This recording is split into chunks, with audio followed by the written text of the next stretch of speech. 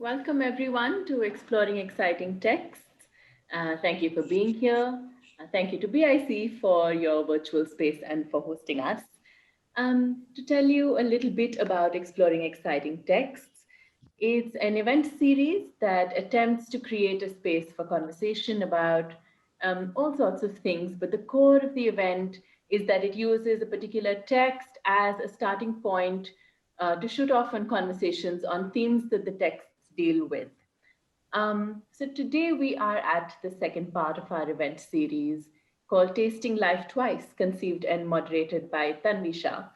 And to those who were not here last time, our attempt was to think about the act of talking about theatre and engaging with it as audiences and makers, and looking at ways and forms, possibly even technologies, through which we can engage with performances.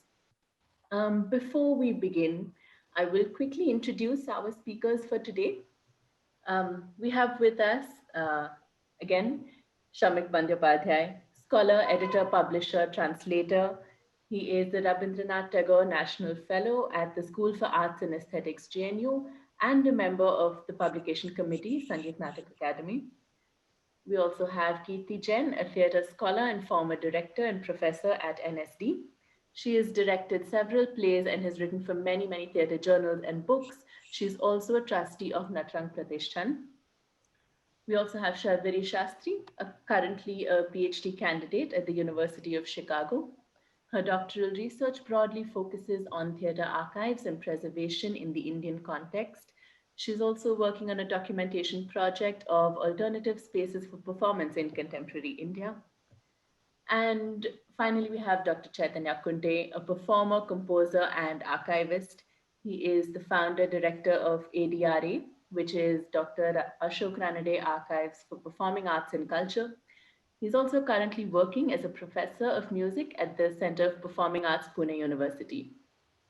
So longer bios will be sent in the chat box. Please do have a look at them. There's so much wonderful and interesting work that all of these people are doing and can share with us.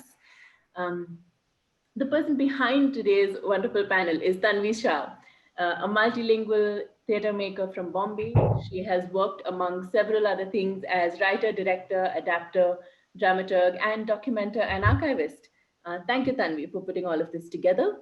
Um, we will have about 50 minutes for the speakers, and then we will open up to the audience for questions and comments. So please do post your questions in the Q&A box below. Also, please follow BIC and Kathasya on our social media pages, and please sign up to our mailing list through our website. Yeah, Tanvi, over to you. Thank you, Sue. My name is Tanvi Shah, and thank you all so much for being here. We write to taste life twice, in the moment and in retrospect, wrote an Nin. And this sentence set the stage for us to talk about cultural memory keepers, contextualizers, and reanimators of Indian theatre history in our first session in August. During that conversation, Shomikta led us through the unsettling and resettling of Indian theatre practice post-independence, and through it, the key moments of Indian theatre criticism from 1947 to 1989. I posed the question, how many more people would watch theatre and have it become part of themselves if there existed enough cultural mediators like Shomikta, who took us on a journey from India's European adaptations in the 40s and 50s to the emergence of modern Indian classics like Badal Sarkar and Tendulkar and Karnad and so on from the 1960s. Today's journey will be from the past into the future of Indian theatre archives.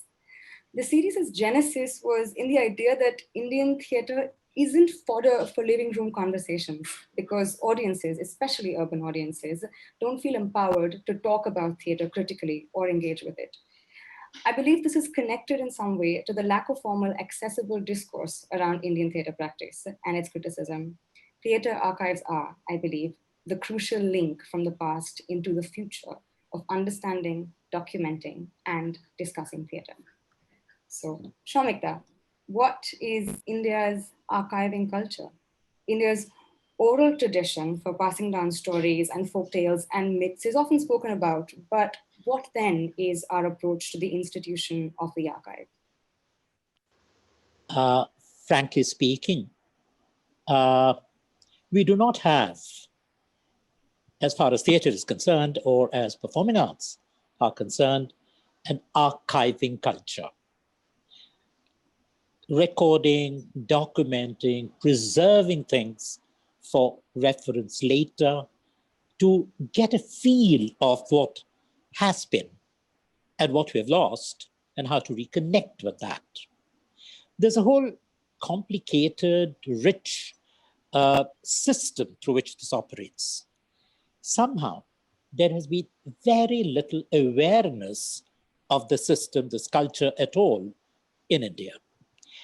It was only in the 80s, early 80s, that there were some thinking starting about this with individuals and small organizations here and there doing their bit with care and very little information circulating in this vast country where theatre itself has not been so visible in the print media or in the other media which emerged later, not so much in the 60s when we started watching theatre. So in the 80s, for the first time, there was an awareness, and I believe the Ford Foundation played a historic role in the early 80s when I remember at a body where Nemichaji was there, Suresh Avasti was there, I was there, and a few other people were there. And we floated the idea that a Ford Foundation could identify and support the existing theatre archives at that period. And the Ford Foundation came on board, and 3 archives in 3 different parts of India were identified at that point. The National Center for the Performing Arts in Bombay, the Natya Sangsthan in Calcutta, and the Natrang Pratishthan in Delhi. Nemichaji had been doing his work for a very, very long time on a personal initiative. The Tatars had sent up the NCPA in Bombay, and they were interested in the possibility of an archives. And the Natya Sangsthan had been started in Calcutta by a number of people. So these 3 were identified, and the Ford Foundation started supporting them. We have Kirti with us, who has taken over the mantle of Nemichaji and continues with the Natrang Pratishthan. And Ashok Ranade was a person, the live wire, who set up a model, really, at the NCPA for archiving performing arts. His insight, his ability to organize material and critically case them, that was a tremendous achievement. And Ashok Ranade's tradition has been taken over by Chaitanya recently with the Ashok Ranade archives in Pune. So I thought that they would be the 2 persons who could talk about the situation of this archives history and the archives reality right at the moment, because they are directly engaged in it. And I'm sorry to say and sad to say that both the Natya Sangsthan in Calcutta and the NCPA archives in Bombay are in a moribund condition. And I'm really worried about what is going to happen in the next few years with people almost forgetting these institutions and these institutions themselves also slowly losing interest in the project and giving the project away.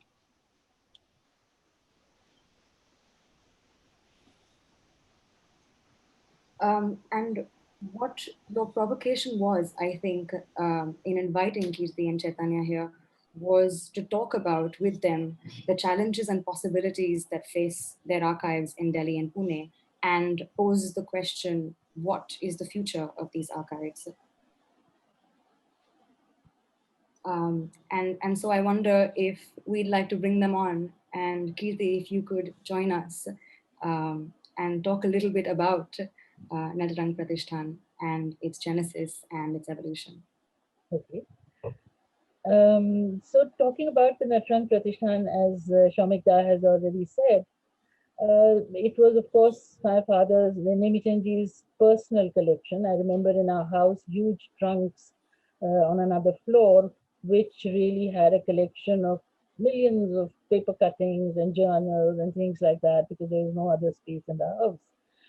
But they remained shut. Only he knew where he could find what. Of course, the house was full of books, but sort of all these other documents which he had collected over the last. I mean, I think his collection is from the 40s, because he got interested in literature in the 30s. So 30s, I would say, is when the literature collection starts, and then 40s is the theatre collection, because he joined IPTA and therefore got interested in theatre. And therefore, this particular collection had subjects like culture, all performing arts, dance, music, because he was in part of the starting of the Sangeet Natak Academy. So he got into all the arts. So that became his interest from 50s onwards. So it had literature, theatre as primary, and then dance, music, culture as all the other components of various things. So it would, I would, say that it had, and in different languages, because he could understand a lot of languages and therefore was in touch with different languages. So it was a personal collection, and as he said, that it was on the suggestion of the Ford Foundation that he organize it so that it becomes accessible to people. And that's when it got into that enterprise, and Natrang Pratishthan was formed in 1989. But the collection was already there. So right now, it has, so if I were to give you rough numbers, so brochures would be about 10 to 15,000, photographs about 25,000, slides, posters, play scripts, audio recordings, video recordings, books, more than 5,000, seminar papers and reports, journals about 3,500, press clippings about 2,50,000 or something. Now, all this we are actually housing in a two-bedroom flat, because we don't have any property of our own. And therefore, most of the space is really taken by, sort of putting all this in that space. And very rarely, of course, not very rarely, but we have a few students or some journalists or some scholars who are coming from outside, who come and visit and access some of this material. Of course, once you start looking at this material, it's so hypnotic. You get completely taken, so you get glued to that you suddenly see a 1940s document or a photograph or history or a little brochure, for instance, a bus saying that, it is already 8 o'clock, the play is scheduled for 8 o'clock and nobody's there in the auditorium. And then everybody thought, oh, what will happen? And then people start trickling in at 9:30 because it was a village and people were finishing their dinner and then coming in, and he talks about how we have to be aware that what are their timings going to be. We can't go from the city and decide the timing ourselves. So these are the kind of documents you suddenly discover. I will just request you to give a little, sort of 5, 6 slides in the beginning, which will give you an idea of what this thing looks like at the moment, the archives. Uh, the first few slides, please. So this is Mr. Nimichan Jain. And he also brought out a journal which started in '65 and runs till date. The only theatre journal which I think would be having such a long history.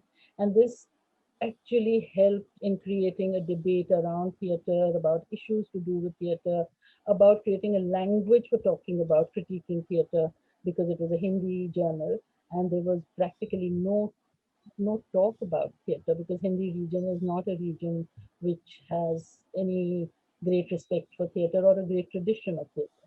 The traditional theatres were there, but the mainland urban theatre really had, in the early periods, had no tradition. It's only after the late 50s and 60s that the Hindi theatre really took off. So next few, please. I don't think we should take that long. Just to give you an idea, these are the journals stacked at the back. Mm, uh, this is Rashmi Vajpayee, who's now the director of the Natrang Pratishthan. We have posters and photographs of really very old times. These press clippings take a huge amount of toll in terms of how you really put them together, how you catalog them, because cataloging so many of them, we don't have money for personnel, we don't have space. because once they get cat, that's what Nemiji used to say, that once till they were in my trunk, it was manageable. But now that they've got out and organized, they're taking so much space. I mean, we have already 4 rooms full, and it's not enough. Can we have the next, please? Next. These are posters, some of the posters. This is Natrang, various issues. Now we bring out special issues around personalities, around, let's say, theatre technique, around interviews. We have had special issues on Karan, for instance, on Habib Tanvir, and things like that. And sometimes we focus on uh, events that we have generated, that I'll talk about later. Next. Again, one of the issues of Natrang. Um, this is now it's just some glimpse of the kind of material we have from 1946, the brochure of IFTA. Now, this is the annual report. So yeah, it's okay, just to give a quick glimpse. Now, just to get an idea of some photographs, this is again personal collection. Govind ji was a close friend of my father's who was also in the Communist Party, and so these are some of the photographs taken by him and some taken by Nemi ji himself, who got interested in photography because of Chitto Prasad and because of Govind ji. So that's how the collection. So this is all very rare material. I think there'll be very few places where some of this would be available. This was something he personally collected and kept. But let me tell you, it's so difficult to maintain them because the paper is brittle. Right now, of course, they have been, sort of preservation techniques have been used on them, but not all documents can go through that process. Again, it then takes more space, more time, more people, more money, and all of it is in short supply. Yeah, next, please. So this is, of course, about Prithvi Theatre and so press cuttings, photographs, newspaper, magazine articles. You'll get an idea. Next. Mm, so you can see how the publicity for that happened, Parsi Theatre, the previous one. Can we go to the... I had about 8, 10 I could have quickly shown you, but then that didn't work. So, but you just get an idea that some of this is very rare, and you get an idea of what were the ticket rates, how it was publicized, and things like that. Who were the artists, which were the auditoria. Next. Okay, now what I wanted to say, what is very special to the Pratishthan is that it believes that it's not just what has happened in the past that we have to preserve, but we have to always keep creating a dialogue with the present. And therefore, it has consistently, from the day it started, believed in generating new ideas, generating new debates through the programs that it would constantly organize. Now, this one was one of the, in the Hindi region, there has been actually no talk about or no language for looking at acting. So this particular event was focused around 2 Hindi actors, Uttara Bawkar and Manohar Singh. It was called Paraspar. And so we had them featuring in 2 plays that we did. It was a 2-day event. There was an exhibition which showed their work. And there were 4 long sessions where people talked about their work, critiqued their work, their process, and they talked about their work and their process. So the idea was that, a language is initiated in which we really start talking about performance in detail, sort of looking at its nitty gritty and sort of the finer points of acting. Next, please. We constantly, because we had a lot of scripts since he was editing a journal and we always printed a play in it. A lot of people used to keep sending him his scripts and we would advise them as to how to improve the scripts, etc. But just to also keep that practice going, we constantly organize, we still do play reading sessions with the playwright reading out the plays, or sometimes actors reading out new scripts and having a dialogue with the playwright, with the audience, with the critics, and with directors. Next, please. This was an event where we featured 3 young directors. So their work was shown on 3 different nights, and in the morning they talked about their process, each one of them, and then there was an audience interaction with the whole team about the process, about the play that they saw. So it was the idea was to look at the different languages that these young actors, directors were bringing in. So it was Faisal Al-Qazi, Anamika Haksar, and Arvind Gaur who featured in this particular event. I'm just showing you some of the major events. This was, of course, because there's interest in literature. So poetry reading session on Shamsher ji, which we had done on the occasion of his birth anniversary. So this was one very large event that Natrang Pratishthan had done. It was an Asian Women Directors Festival and Conference done in 2003. This, of course, is an event where we had honored 7 senior women directors, who were available at that time. But it was a 14-day event where we had invited players from Asia and different parts of the country. And then there was a conference where women directors actually exchanged ideas about their language, their challenges, and the problems that they face, and the kind of work that they're doing. It was a very, very exciting event. Now, similarly, there were lots of other events that we had done. We initiated a weekend theatre because in Delhi there is no tradition of having regular theatre activity, and therefore people don't get into the habit of watching theatre. So Natrang had initiated getting together with 15 good groups in Delhi, and we called it the weekend theatre. That for the whole year, every weekend we ensured the audience that there'll be good plays happening in the weekend or in one auditorium. And this was an auditorium which was in a locality which had lots of some residential colonies nearby. We wanted to decentralize from Mandi House. And the idea was that we will create, popularize, and this was a very successful venture that people had started coming, watching these plays, and they told us that we couldn't believe that it is coming to our doorstep, such a good place. So this was another event that we had started. There was therefore similar events, regular dialogues with people, so they would come and talk about their work, their process. What it has also done is documented, because that's partly some of us were very interested in process. We feel that, we lose our old masters and we'll never know how they thought of a particular idea, why they initiated a particular process, what methodology. And therefore, we've constantly been trying to document work process of directors and actors.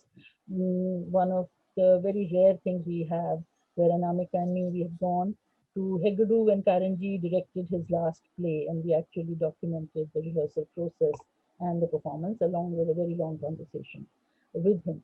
Similarly, because of my personal interest, we have done documentation of work processes of some women directors. So, I mean, the list can go on, but now I think I've already spoken for too long.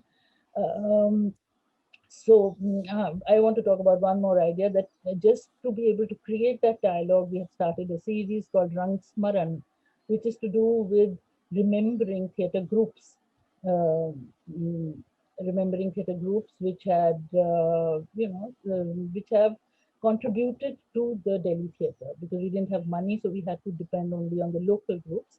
But we have featured 8 groups where we got their participants, people who were part of making that group and taking it forward. And we have got them to speak to the audience, and therefore it revived lots of old memories. We got to know what are the spaces they performed in, how the audience responded, how they chose their place, etc., etc. And that has been a very special thing of connecting the past to the present, as this particular program intends. Sorry if I've taken too much time. No, not at all. Thank you so much. Thank you. Chaitanya, could we invite you to talk about Dr. Ashok Gadanaday's archives and their origin and their evolution since 2014? Yeah, sure. I would like to share my screen and show a small clip of a film that we have made. It's just a 4-minute piece about Dr. Anade archives, and then I will talk and share some photographs.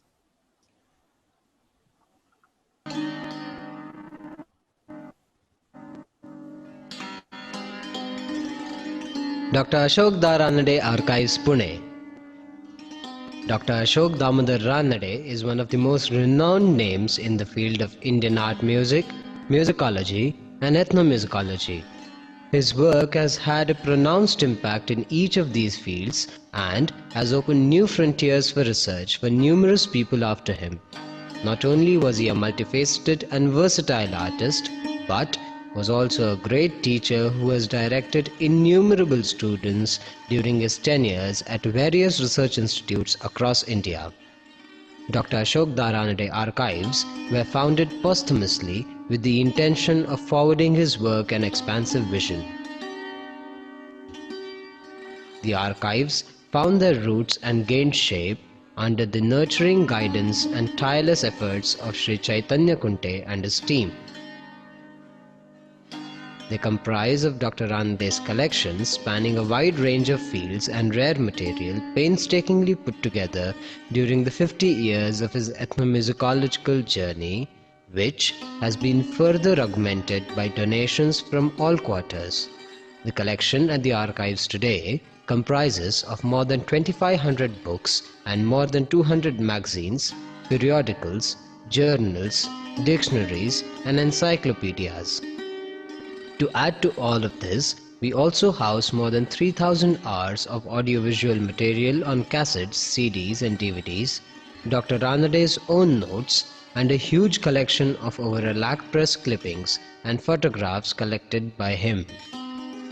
All of this material spans a truly huge spectrum of subjects related to the world of music, musicology and ethnomusicology, voice and voice culture, music and sciences, history, Indology, sociology, anthropology, folklore, theatre, culture and literature of India and the rest of the world. All this is in numerous languages including English, Hindi, Marathi, Bengali and Gujarati. ADRA is also committed to the preservation and digitization of this treasure trove of resources on performing arts and making it available to students, researchers and performers alike. Dr. Ranade always emphasized that scholarly inquiry and performing traditions are not two separate paths, but are intertwined aspects of ethnomusicology. The archives are dedicated to carrying forward this vision and promoting and extending a helping hand to all activities that will carry forward this belief. The facilities offered at the archives towards this end include a reference library where people can read and refer to the books, consoles where people can listen to music and watch videos, and photocopying and scanning facilities for the material. Collective listening sessions from the music archives can also be arranged. Organizing guided listening sessions and providing introductory courses on ethnomusicology are also activities proposed in the near future. The material available at the archives can be used not only by researchers but also by artists in the field of performing arts with the vision of furthering their art and developing novel artistic ventures. Natak Ubhe Rahtana is one such initiative. It is a theatrical reading session following the journey of any play from birth to growth and performance, which was developed using the resources available at the archives.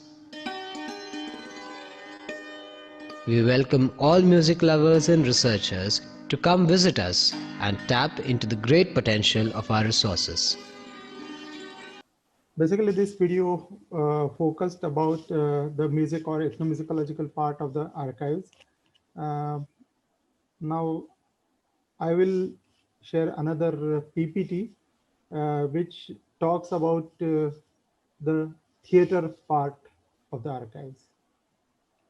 So this is Dr. Ranade Archives, and we do have a collection of various kind of material on theater.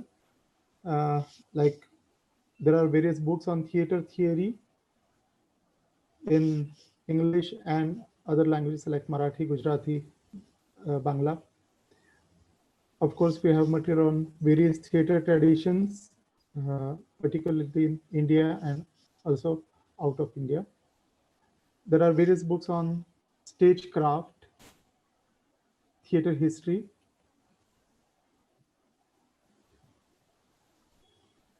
Then we have a lot of scripts of plays and especially musical plays. Then there are various books on acting, actors and their memoirs. The oldest book I think we have is around 1894.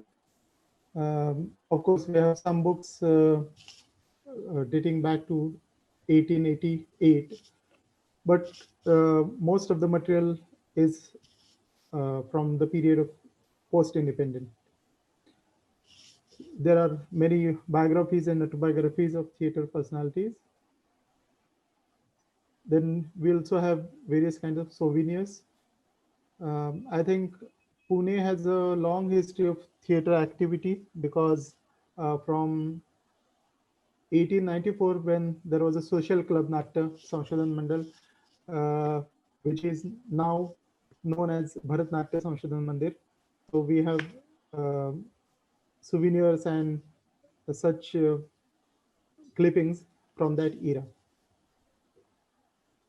Then we have various periodicals and journals in English, Bangla, in Marathi, Hindi, and various press clips.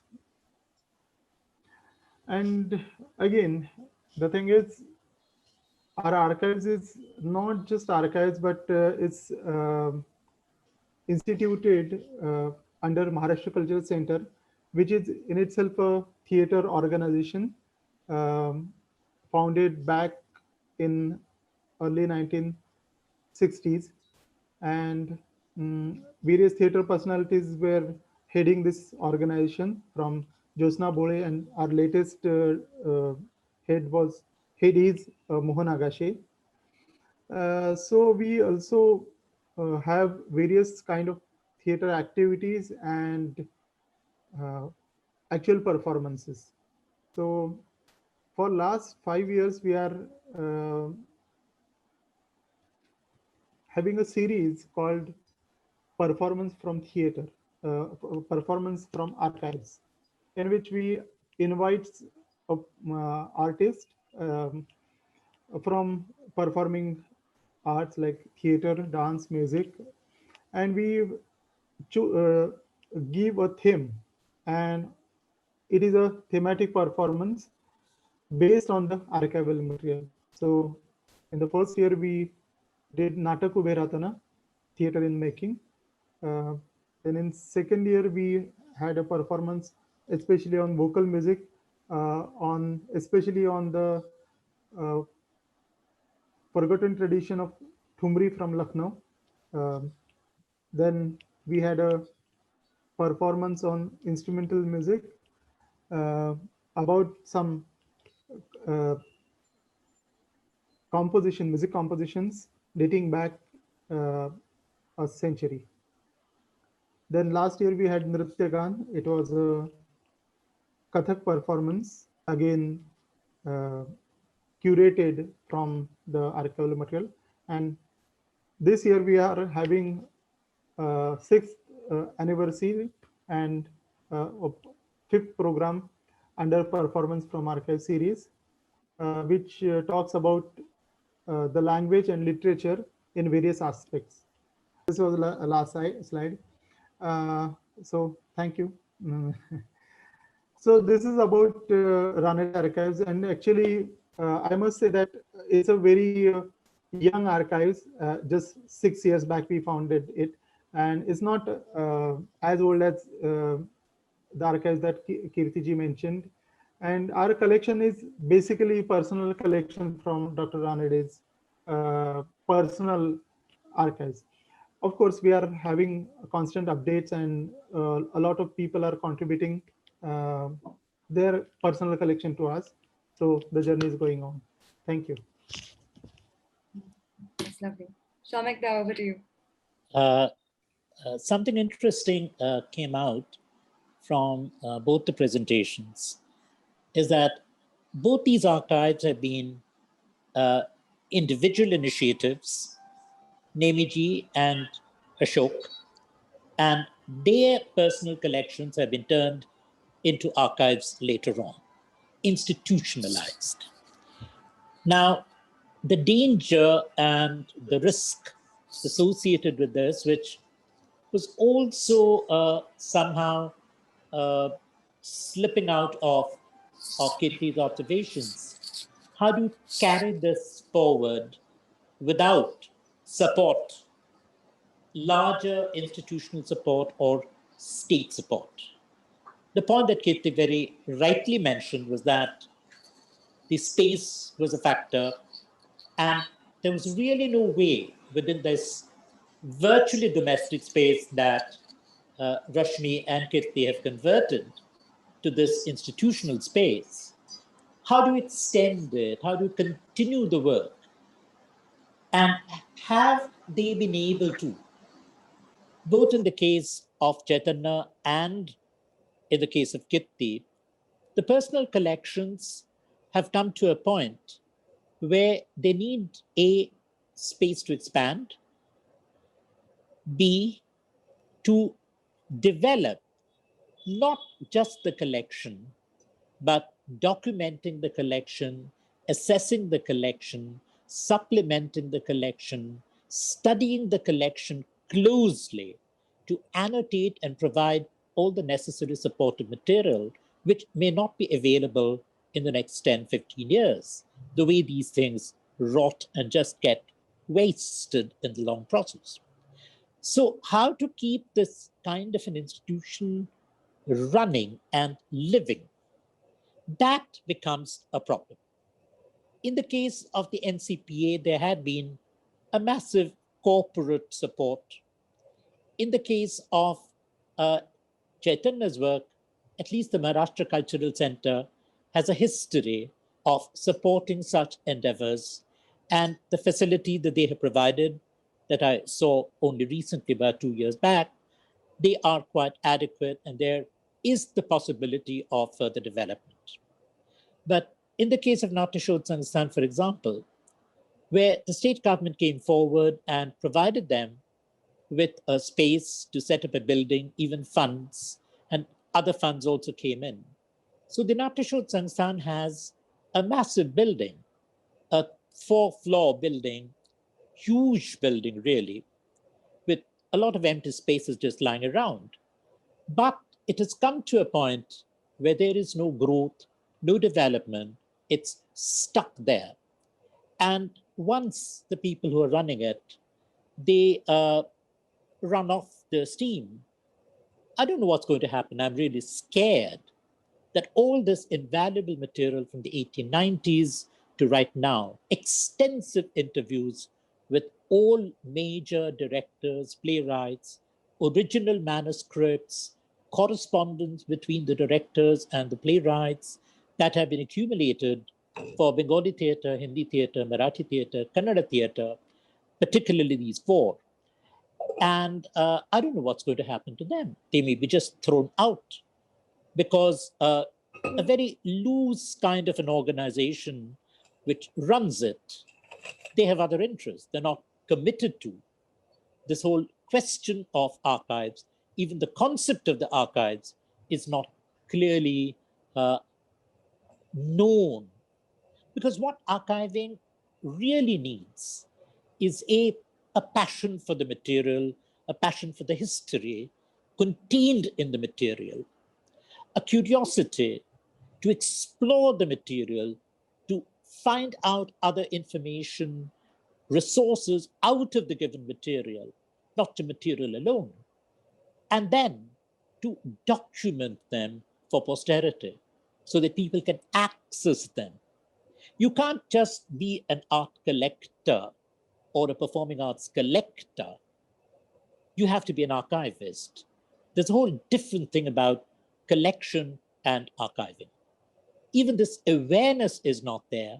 So NCPA could just close down the wonderful work that Ashok had done there. The way he documented the material, analyzed the material, the journal that he published, invaluable work, and all that has just been forgotten. The same is going to happen with the Natyashotsang in Calcutta. And I'm really, really worried about what is going to happen to this collection. And as Kirti said, these are materials which are fragile, time plays its role on them, and how do you save them? So may I just come in for a moment that we thought that what is very important is that at least it gets digitized so that the material is protected and it's easier to then bring it into the public domain. And therefore, sort of we began the digitization process. But as Shamikta says, that there is no consciousness of this whole idea of archiving, and no interest. I mean, whether it's government, for the private, it is not interesting because it's not high profile. If they're not interested in theater, why would they be interested in theater archiving?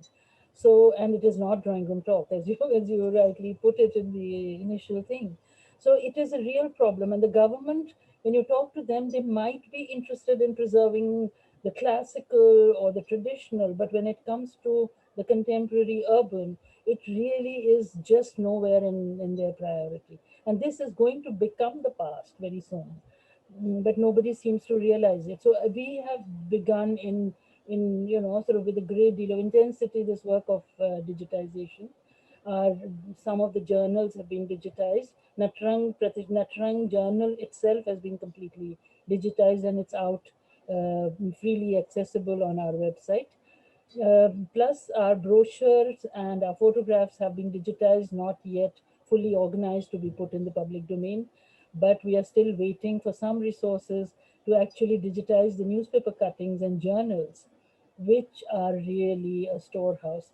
We actually, at some point, because of lack of space, had to decide to give away the other components of the collection, which is to do with literature, the culture, and other performing arts, so that we could concentrate only on the theatre aspect. And we gave that away to the Nehru Memorial Library, hoping that it'll be better looked after and probably available.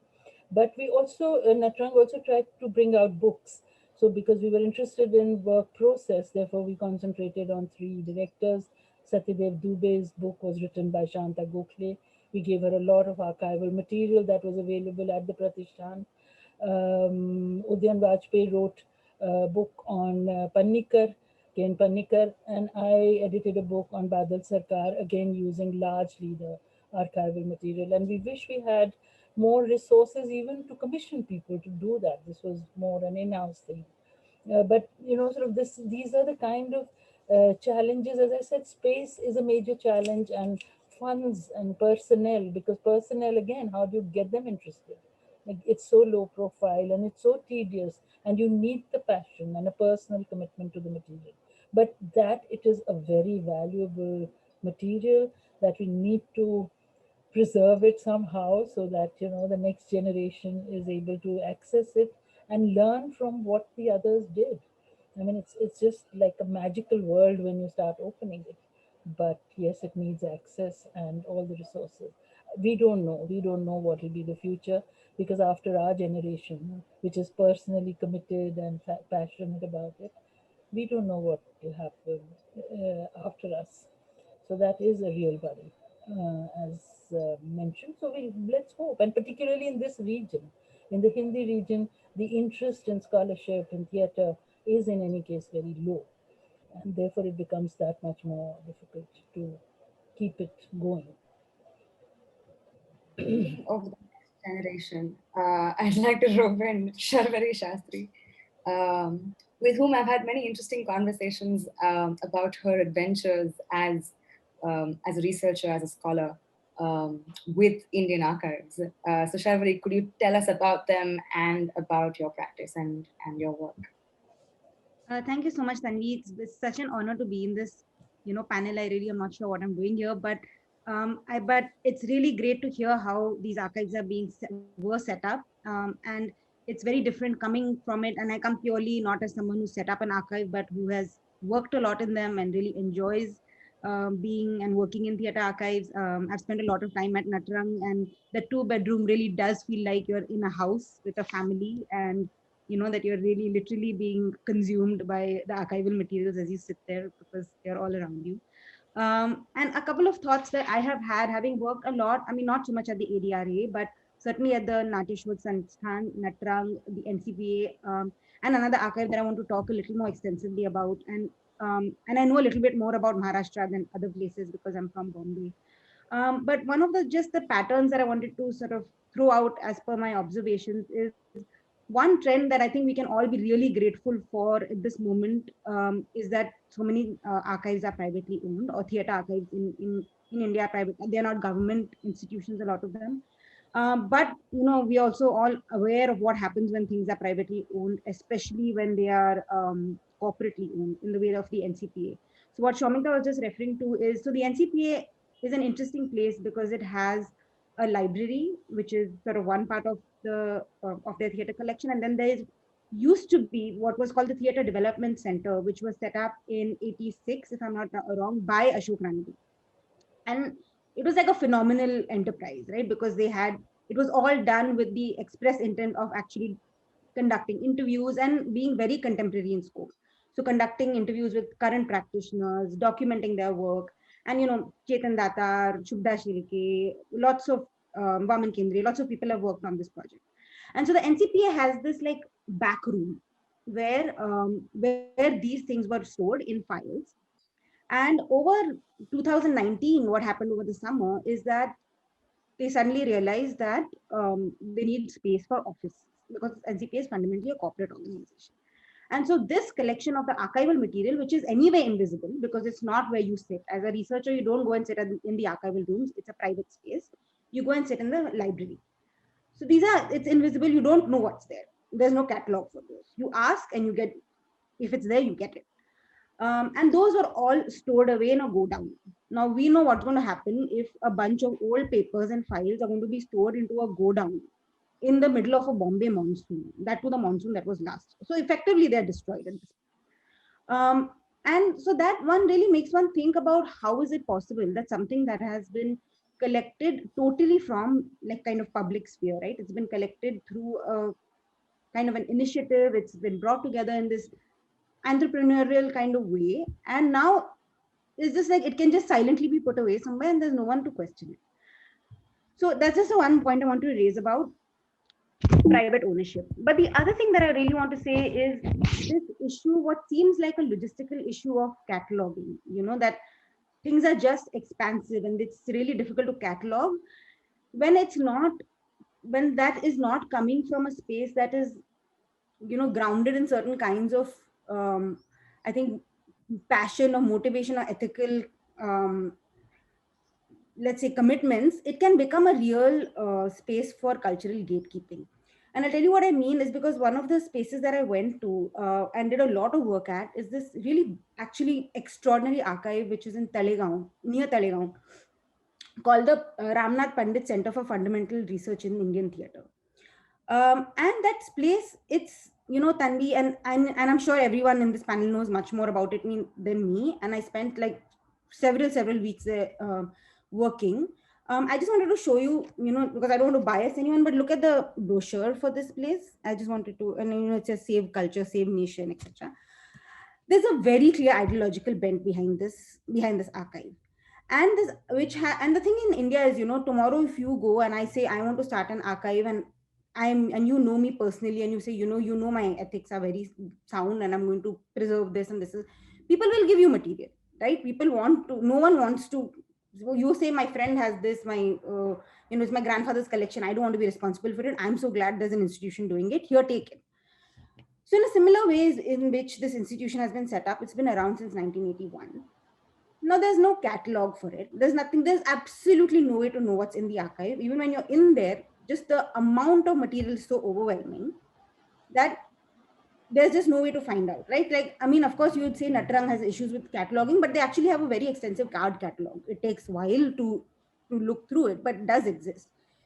But in a place like this, which is a privately set up archive, there is absolutely no accountability for what's there. So you're totally dependent on the person running it for any kind of information or to find out anything about what's in those collections.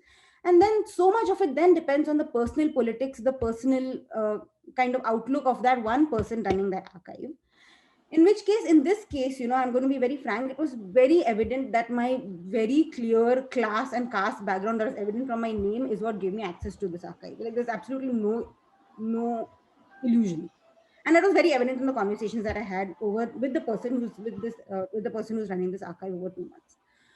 So I just want to point out that there is a certain, it can become very, very nefarious in a certain way. This certain things of, especially when you start following the money, because eventually, as it turned out, the money for this archive has been given by land given by the Modi government. And also, it's like there's a personal house and the archive, it's all on the same land. It's kind of all a little murky. And to the conversation that we are just having, of course, it's great that that these archives have come up in a certain way, but we also know that the Ford Foundation has a history of a certain kind of politics in India for the kinds of theater that have historically taken center stage because of the Ford Foundation backing that they have. And this is really, the theater of roots and the theater of kind of this, all this stuff about, our culture, which is all great, but also it has, to some extent in the longer history, if one goes to look at it, it has come at the cost of foregrounding a lot of radical political theater in India as well. And those histories are also hard to find in those archives. And we all have, like, I know of colleagues who are working on projects, like Komita is working on a project trying to think of Komita Dhanda, of, archiving like the history of these radical left groups. Those are hard to find in such archives. So I'm just saying that there is a certain, like, one also has to in some way follow the money in such situations, and that also reveals certain things. But I don't mean to go totally off track. So if you have any other specific questions, I'm happy to answer them. Yes, your PhD is on performance preservation and theater having preservation potential. What does that entail? So basically, I'm interested in thinking of archives as not just physical spaces, but also I'm trying to think of a certain, like, archival imagination, right? Like a sort of how does the logic of saying, oh, we need to preserve performance, how is that also a logic that has a certain history in India and a certain very local history? So I'm very interested in, I work on Maharashtra, and I am interested in tracing how the certain attitude towards preservation is sort of has been the core of a very clear theater aesthetic. So I work specifically on how this idea of preserving Tamaasha became a big obsession from the late 1940s approximately onwards in India, and about how so much of, like, it was like, oh, it's disappearing, it's disappearing, it's disappearing. And interestingly, as many people probably already know, Sunil Shanbag has done a whole fantastic play on this, that in Maharashtra, the law that is currently the censorship law, before which you have to still submit scripts and get things, to get a script approved, you have to submit it to a censor board. Maharashtra still has one. And how that censor board actually started originally as a board to censor Tamaasha. But if you actually look at the language of that law and the language that preceded when that law was actually first proposed, it's all in the language of preservation. It's all in the language of Tamaasha is disappearing, we need to preserve it, and it's all done by these illiterates and they don't know anything and they don't know what's good for them. So we need to install a censor board so that we can preserve Tamaasha. Now you think of the paradox of this idea. That the idea is that we'll institute a censor board so that we can preserve something from being excised, but we'll do it through. And then what is the politics of that censor board, right? Obviously, the people who populate it are not people who are performing in these Tamaasha Fads or are performing in these. They are obviously coming from a certain kind of literary background. Everyone is very well intentioned. No one's doubting intention. But then what happens is that there's a certain reformatory kind of logic that comes in, right? You say, okay, it has to be reformed. It has to be reformed. How does it get reformed?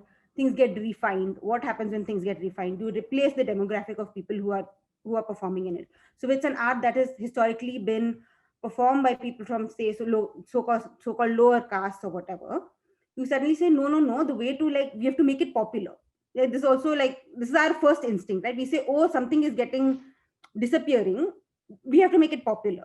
So we have to make sure that everyone knows about it. What happens when everyone knows about it? You say, okay, we'll change the form, we'll bring it to urban scenarios, we'll bring it to the urban stage. As soon as it comes to urban stages, what happens? The demographic of performers and audiences changes. So you have a lot of money that is coming in from things like, this, and the 60s is also when the theater of roots, etc., is taking place, where suddenly there's a national kind of preoccupation with reinventing old cultural forms. So there's a lot of money, there's a lot of interest coming into these. Then what is the whole genre called the Tamaasha Pradhan Natak? This is like you have reams and reams of these being written, which are sort of saying, okay, these are plays that have a sort of position on saying Tamasha is disappearing. So now what we're going to do is going to create this cool new form, which is half play and half Tamasha. And of course, it's tremendously fun to watch. Like, who doesn't want to watch this, right? It's hilarious, it's fun, it's witty. But one has to think of in the long term what has happened to a certain, like, then what happens to your initial point, where your whole starting point was to say we need to preserve Tamasha, which is a rural, what a so-called rural form, so-called whatever subaltern form, that has gone out of the window, because now no one no longer cares about that.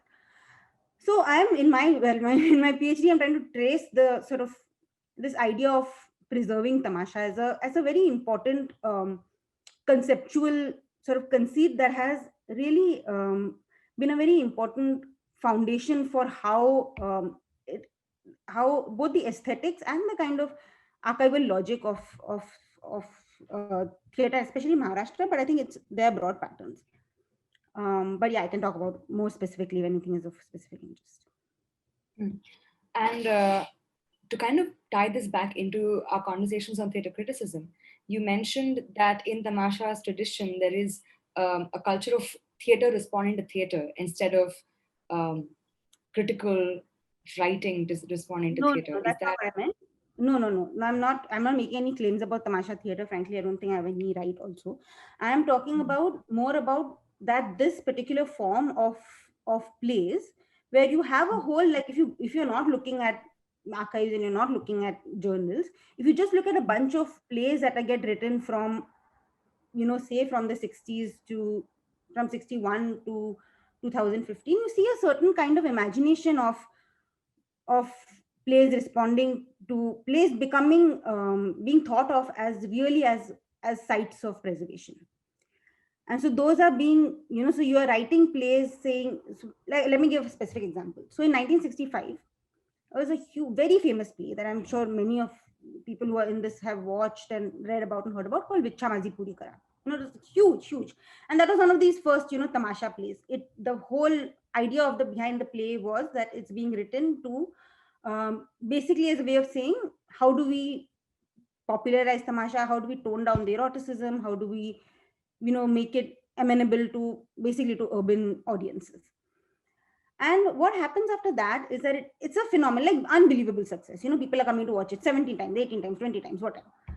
And what interestingly happens after that is that it starts off a kind of trend of playwriting, which is this format of saying, like, we're going to combine Tamasha, we're going to combine plays, and they are unconscious, like, and they cite Vichha Mazi Pura constantly. They say, oh, a play like Vichha Mazi Puri has started, so now we'll also do our play, because the kind of Tamasha rhetoric is that there's a certain meta theatricality to it, right? And so then, of course, what happens is that at the same time, because there's now the censor board requirement of submitting written scripts for tamashas, right? Which is a new requirement that happens around in 54 is when officially things start getting censored, especially dramas. So once you submit written scripts, it starts a new kind of genre of the written tamasha play. That is also what's happening. So these two things are happening together, and there's a whole new genre which is actually, frankly, very hard to trace and has not been traced in our histories of even of Marathi theatre, of this, especially certainly not in English. There's some writing on it in Marathi, of this whole genre of plays that are being written as sort of how do we preserve tamasha by combining it with natak, with theatre, with urban proscenium theatre. And while this starts off, being written by big writers like Vasant Sabnis, who wrote Vichha Mazi Puri Kara and others, and Pula Deshpande is writing earlier than that and all of that, there is also, then what happens is there are whole publishing houses that come up around this, because it's a very high demand genre, because it doesn't take much to put it up, and in festivals and things like that you can use these plays. So there are whole publishing houses that come up around these plays, and they're now being produced in smaller and smaller. So from Aurangabad, Sangli, whatever, there are writers who are writing like these astonishing number of one writer writing like 70, 30, like extraordinary numbers of plays. And those are circulating in smaller towns, but they're all essentially the same, like tapping into a certain genre, which really comes out, really is a logical consequence of a certain a certain attitude towards Tamasha and its so-called disappearance and its so-called need for preservation. So I'm just trying to say that there is a whole thing that you can, a whole aesthetic that you can trace that comes out of some kind of a strange archival impulse. And I think it's important to pay attention to those aesthetic forms and to pay attention to it as a form on stage as much as something that's within sort of durable archives hidden away in books. Got it, got it.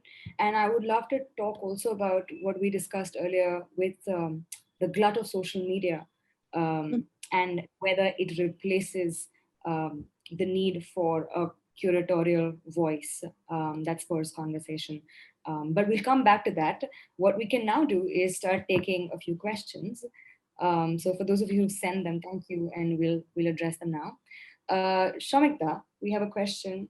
Uh, are there no archives in any of the southern states? Would you like to address this?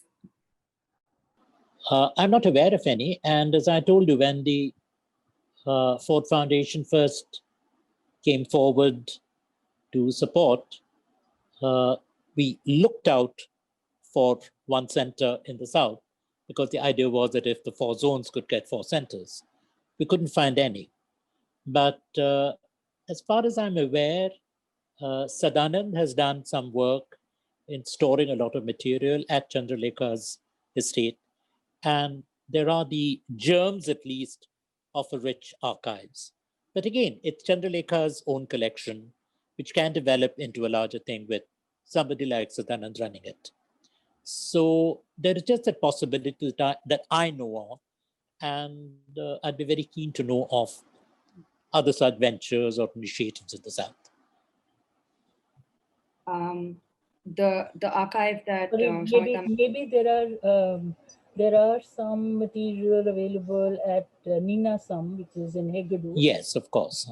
They have a library plus some documentation. There are again personal archives like Karanji's archive, which has a huge amount of books and documents and music instruments and like that. So of course, and on Yakshagan, for instance, Udupi has a huge center, and therefore also an archive related to Yakshagan, I think, or the traditional forms of Karnataka. I mean, these are some of the things that I'm aware of in Karnataka. The archives mentioned, for those of us who miss them, are Spaces in Chennai and Ninasam in Hegadu in Karnataka. Another question we have is, what is the, if any, communication or coordination between different archives across the country? Maybe if Kirti or Chaitanya would like to take this, is there any communication like that? Well, yes. I mean, because for instance, with Natishod Sansthan, Natrang at least has had a very active give and take. For instance, when I was working on the Badal Sarkar book, I naturally needed to go to Bengal, and sort of they had a collection, also a large collection of Badal Sarkar's work, and therefore it was very useful to access material from there. Plus, you see, there is a huge problem that archives like ours faces, that we have a lot of material in Hindi. And cataloging it in Hindi is fine, but when you now start thinking of digitization or it being accessible, we find it a huge problem to make it, sort of actually reach out. When you're thinking of Devanagari, you find it very difficult to find software where it will get bilingual cataloging done so that people can access it. So a lot of give and take of ideas happened with Natishod Sansthan because they were also struggling with some similar ideas. So at some level, yes, but otherwise it's only personal. I mean, my experience also of NCPA was that it was very closed. It was very difficult to access material when we tried to create a dialogue and try to create this idea that some of the material here could be also kept there so that people in that region could access it, and some of their material could be kept with us. But it was difficult to really work that out. So I think there are sporadic attempts, or whenever required, I think some dialogue does happen. But otherwise, I think everybody is also very particular about keeping their material to themselves, and because there is nothing else except the recognition that you might get, that if somebody were to be saying that We access this material from X archive or Y archive.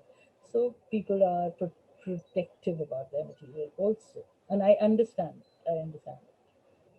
But I think we need to now get into free access totally, so that actually it is there in the public domain and people are able to access it. Maybe that will help in creating some kind of conversation around theater criticism, around. I feel there is another lag that has happened, and I've been talking about it a lot. That the university theater departments could have generated a whole body of people who could be dramaturgs and theatre scholars, research scholars, which they have not done. They're neither practice oriented nor research oriented, really, actively related to practice. And therefore, new ideas, new languages, new methodologies are really not talked about. And therefore, we really live in an isolated world. As a practitioner, I keep feeling that, it's all right to read what's happening in the US and in the UK or Germany. But what about us? Different people are trying different things, but we don't get to know unless you're able to go and watch and study their processes. So I think it really needs to be done. And that's very, very necessary and urgent. And that needs to be created. Those spaces need to be created. Okay. Yeah, I I have a second question. Kirti. Sorry, go on. I second Kirti about this view. And unfortunately, my observation is the same. Like there is not much communication or dialogue between archives and also the performers or researchers. We are in a way open to share the material, like Kirti ji mentioned. Like some material can be shared at least digitally, and we can take our hands together to preserve the material, but I think it is more important to disseminate the material than preservation, because we have spent a lot of years in preservation of the material, and it is in a way in safe hands. But the difficult part is dissemination of the material, and right now I'm thinking of what can be the ways of dissemination of this material to the potent researchers or the performers. Like Kirti ji said, that university departments have in a way failed to um, bring these people, the students, to such archives or institutions. My personal experience is the same. Like in Pune University, we have a theater department, and hardly any student have accessed the material from our archives. uh, we do have researchers coming from other parts of India or the world, but not from our own city. That is something very uh, interesting situation. Okay, thank you. Yeah. That was one of my questions, which is that I've read that Dr. Ranade emphasized that scholarly inquiry and the performing traditions are not separate entities.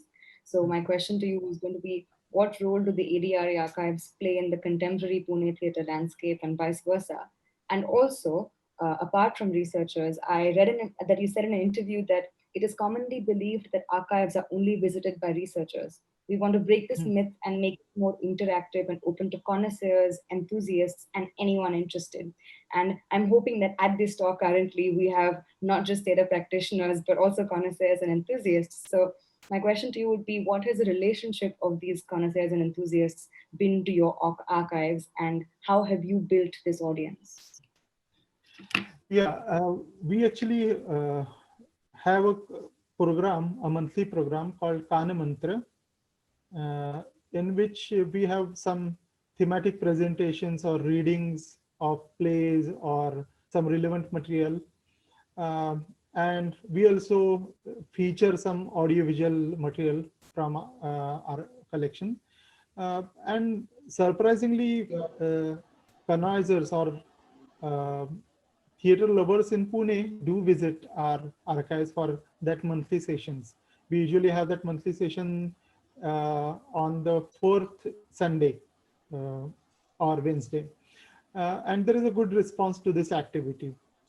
Uh, And uh, about bringing the performers to archives, we have this activity, annual activity called Performance from Archives.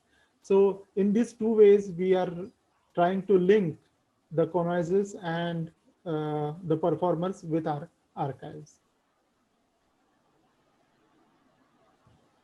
Yeah, also one thing is there.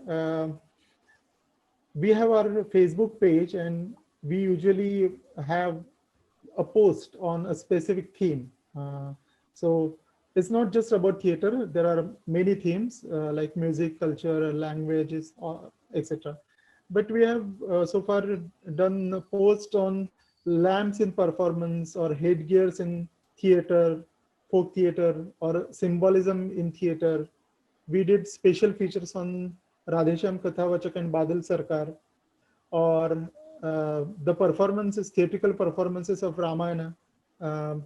So in this post, we also try to connect with people uh, on this interface of Facebook.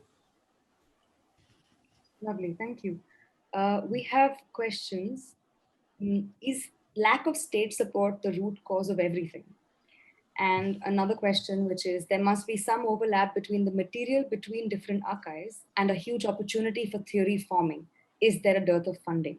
And if there is, how do we move beyond? Is, I think, the overarching question. Shamikta, would you be able to take that? Now, I think we're all agreed that uh, we need two things primarily. A, of course, concern from the end of the state, either the state or something that has not happened at all, but why not? There are so many universities now in the last 10, 15 years, beginning with the JNU, with the School of Arts and Aesthetics, and several universities.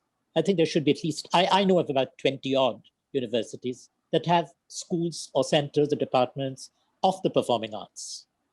But most of the studies there are about some small segment of the theater experience in the region, and that's all. And there has been no concerted effort from the university departments, from the faculties, to encourage archival work, go to the archives, find out what the archives have to offer. With the few archives that we have surveyed in our discussion this evening, it's so much of material and so little information and so little news in the universities. So I would rather suggest, if there is any organization or any initiative that can mobilize the universities, those that have theater departments or performance studies departments, to come together and set up some kind of a consortium, a centrally organized thing between the universities with the departments.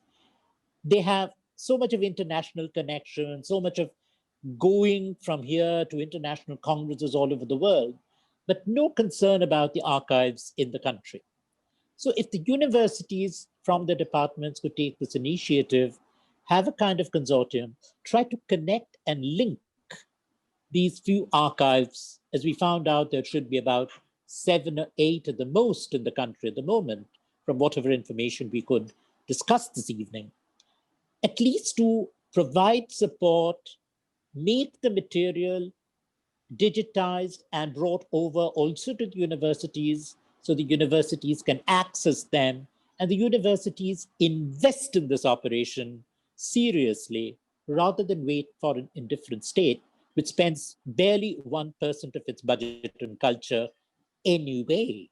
And there's no scope for archives because archives don't get votes in the elections. No way. So I think some sort of awareness at the university level, this can make a difference. And the point of funds, because again, the point that Kirti has so firmly stated, that what the archives have been storing, collecting, working with, these are not things that are marketable, and nobody, no industry, no corporate organization is interested in investing in any such thing. It has happened abroad, of course. Major organizations, corporate organizations have funded museums, archives, collections, personal collections of great theater people, painters, writers. These have been preserved by universities or even by private sponsorship working through the universities. But the universities in our country have played no role. And having worked with the Natyashoda Sansthan right from the beginning, I've seen the indifference of the universities in Calcutta. Whoever people have come have been individuals in their own capacity. They have been visited, they have used the facilities, the resources that we have had. But nothing, no interest at all, no initiative at all from the universities. That is, I think, a shame.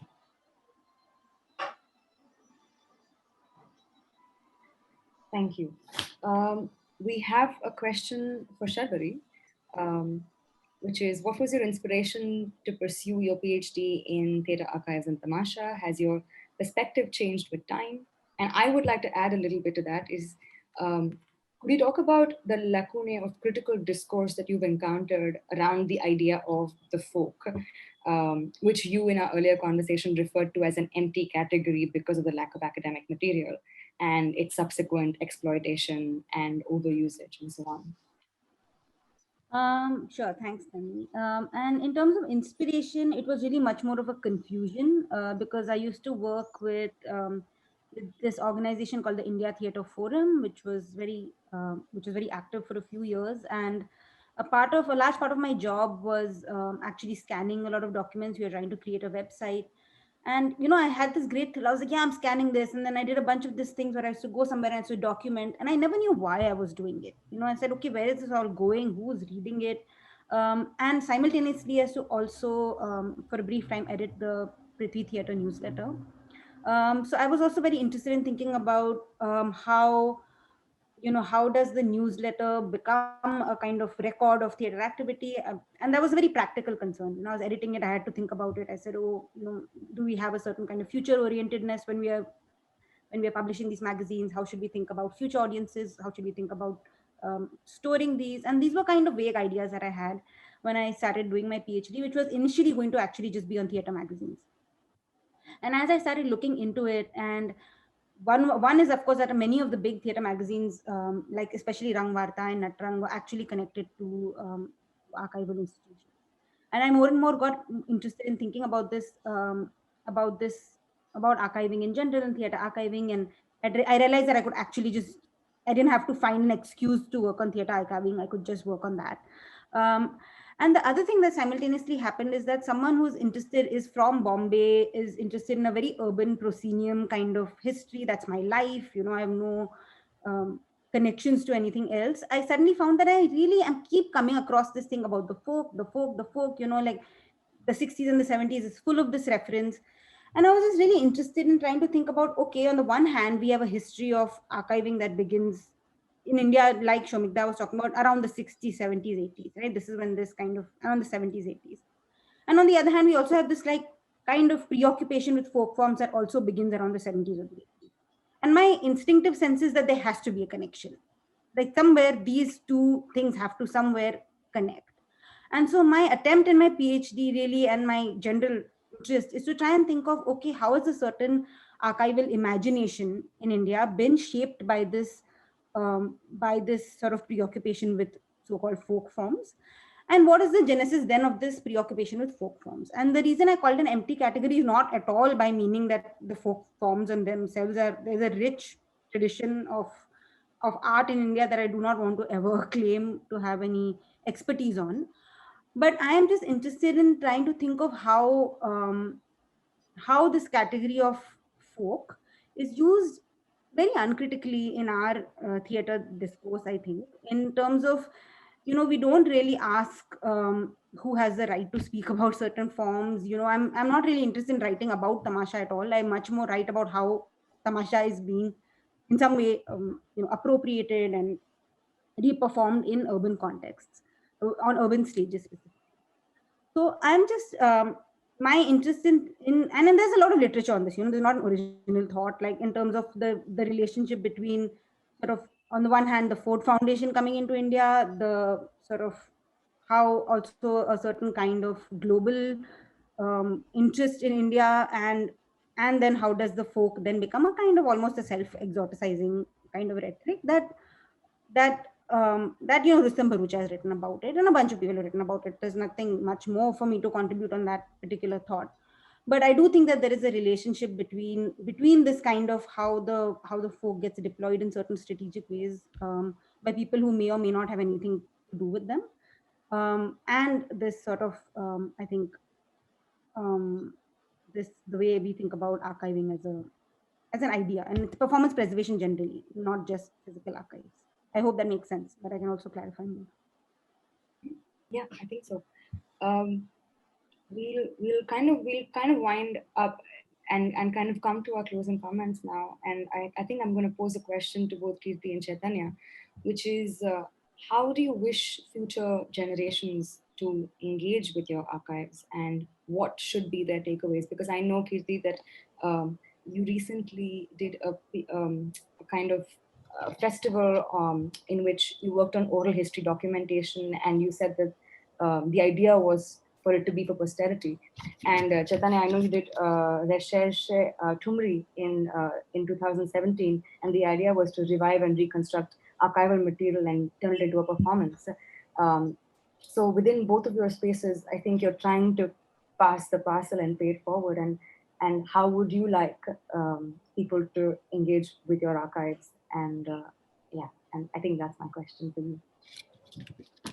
So, well, even as a practitioner, sort of one does feel that there is so much to learn and imbibe by looking at the work of masters, their inspirations, their processes, their contexts, all of which these archives provide through the kind of miscellaneous kind of material. If you really put it together, it kind of creates a sketch which gives you an idea of what these people were all about. And as Shomita said, I think the best people to really benefit from it would be the university students who are into theatre research. But I also think that the other people who ought to be interacting with these archives are the practitioners. For instance, having spoken to Karanji or being with him for 15 days and seeing his rehearsals, it was such an eye-opening experience of how he contemporizes a thing, how he thinks about ideas, how he proceeds, the group of students that he is working with, how he deals with them. Because I was actually there when he was directing a play called Andher Nagri with the Nina Some students. And about 30 years earlier, he had directed the same play with the NSD students, and I'd seen both. So I could see the differences that were coming about in his process and his thinking and the way he was doing music and the way he was thinking about music by that time. So the kind of development. And I thought that as a practitioner, it is so inspiring because it gave me an idea of how a language can be formulated, how it can be changed, how it can be tweaked, and what role do different elements have in putting together a performance. That I feel very sad that people are not making use of this material. And therefore, I feel that the practitioners would really, really gain a lot if they were to use some of this material that is there to be able to even understand themselves better and their own work better. Apart from gaining inspiration, it is also a process of understanding, seeing where what was happening. So I personally think that the younger generation, of course, we would like them to be a part of our archives, to contribute to new ideas as to how we can proceed further, to take over the reins of, running these archives. But other than that, I would think that really the university students would gain a lot because in the absence of being able to see performances, many performances, this is a source which would give them an idea of what performances are like, how they change with context, how they change with persons, how movements change them, how politics change them, how societies change them, how cultural milieu changes them. And I really wish that they would use these things that are available to, and I'm very confident that once they come there, they would be very excited with that material that is really available. But the thing is that how do we get them? We're not very good marketing people, and they were not able to attract, sort of people coming there. But I wish we could. Thank you so much. Thank you. Chaitanya? Yep. In three ways, we are trying to build a rapport with the current or coming generation. Firstly, we are giving some sort of internship and training program for university students and practicing theater practitioners to use the archival material, and also to learn about the archiving, the technique of archiving.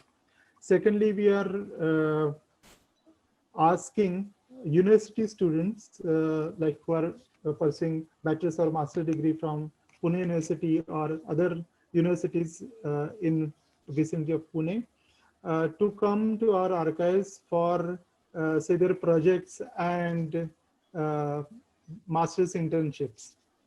And thirdly, we are inviting some theater practitioners to read the scripts or the reviews of the um, um, uh, plays from the archives. So in a way, this is a bridge between archives and the coming generation. We are also planning to have a special course on archiving of performing arts in future. Fantastic. Thank you. Okay. I think we're now at the end of the talk. I'm going to end with borrowing Shomikta's provocation for perhaps what could come next in this conversation, which actually, Kirti, you touched on, which is how practitioners access archives, but also what Shomikta and I were talking about is how is personal practice like that of a director changed by the existence of these archives and by the presence of this discourse and this criticism and these reviews, and how do they feed one another? So I think that that is what we'd love to talk about when we can next.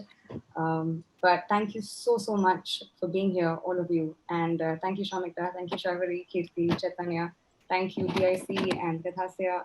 And most of all, thank you to all the people who are watching. This was lovely. Thank you very much. Thank you. Thank you. Oh, thank you. Yeah, I'm just echoing this round of thanks to everybody and for this conversation and all these diverse perspectives. Very, very exciting, I think. Thank you to everyone for coming. We're out of time, so see you next time. Bye bye. Bye.